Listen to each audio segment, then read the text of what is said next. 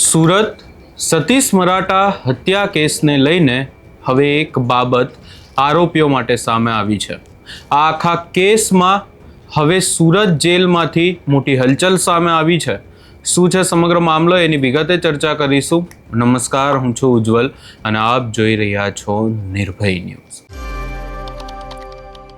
સુરત સતીશ મરાઠા હત્યા કેસ બધાને ખબર જ હશે, પરંતુ આ કેસમાં હવે જેલ તંત્ર અચાનક હરકતમાં આવ્યું છે। ખાસ કરીને આ કેસના મુખ્ય આરોપી રાહુલ મંડલ, સાગર કોળી સહિત 8 કેદીઓને લઈને હવે જેલમાં હલચલ સામે આવી છે। એમના જેલ ટ્રાન્સફરને લઈને જેલર દ્વારા કોર્ટમાં અરજી કરવામાં આવી છે અને આખી બાબતને લઈને હવે ફરી એકવાર સતીશ મરાઠા હત્યા કેસને લઈને પણ ચર્ચાઓ થઈ રહી છે। અહીંયા અનેક સવાલો ઊભા થઈ રહ્યા છે, પરંતુ એ પણ સાબિત થાય છે કે આ આરોપીઓ કેટલા ખૂંખાર છે। અહીંયા વાત એ સામે આવી છે કે આ હત્યાકાંડના મુખ્ય સૂત્રધાર રાહુલ મંડલ, કે જેણે જેલની 4 દિવાલોની વચ્ચે બેસી અને આખો જે સતીશ મરાઠા હત્યા કેસ ઘડ્યો હતો, અને હવે આ આરોપીઓ માટે જેલરે શું અરજી કરી છે એ પણ સાંભળી લઈએ। જી સાહેબ, આરોપીઓની જેલબંધીનો પ્રસ્તાવ મૂકવામાં છે, શા માટે? હાલમાં સુરત મુકામે જે સતીશ મરાઠે એનું ખૂન થયું અને તપાસ દરમિયાન જે જેલમાં રહેલા આરોપી રાહુલ મંડલ અને એની ગેંગના સભ્યોને પણ સંડોવણી દેખાઈ આવી। ત્યારબાદ જેલ ઓથોરિટી મારફતે એક અરજી સુરતની સેશન્સ કોર્ટમાં પ્રિઝનર એક્ટ સેક્શન 29 હેઠળ કરવામાં આવી અને એ અરજીનું મુખ્ય કારણ એ છે કે સુરત મુકામે ગુજસીટોક એક્ટ હેઠળના અંડર ટ્રાયલ કેટલાક પ્રિઝનરોને અત્યારે સુરતની જેલમાં રાખવામાં આવ્યા છે। એ ઉપરાંત સુરત બહારના પણ કેટલાક આરોપીઓ જે નોન નામચીન આરોપીઓ છે તેને પણ જેલ ખાતે રાખવામાં આવ્યા છે। જેલનો હેતુ સુધારણા માટેનો હેતુ છે અને જેલની ડિસિપ્લિન મેન્ટેન કરવી દરેક કેદીઓએ ફરજિયાત છે।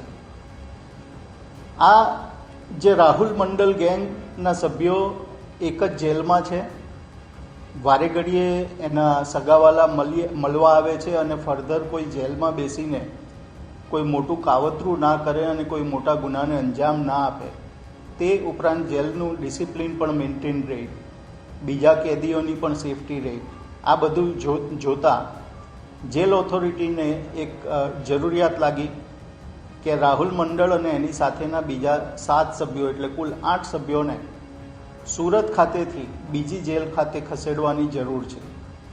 એટલે કાયદા મુજબ સેક્શન 29 પ્રિઝનર એક્ટ સેક્શન 29 મુજબ સુરતની સેશન્સ કોર્ટમાં ગુજસીટોકની જે સ્પેશિયલ કોર્ટ છે, કારણ કે આ આરોપીઓ ગુજસીટોક એક્ટ હેઠળના આરોપીઓ છે, સ્પેશિયલ કોર્ટ શ્રી રાહુલ ત્રિવેદી સાહેબની કોર્ટ છે, એ કોર્ટમાં જેલ ટ્રાન્સફર કરવાની એક અરજી આપી અને કોર્ટ તરફથી મંજૂરી માંગવામાં આવી કે સાહેબ અમને આ કારણોસર જેલના કેદીઓને સુરતથી બીજી જેલમાં ખસેડવાને માટેની પરવાનગી આપવા।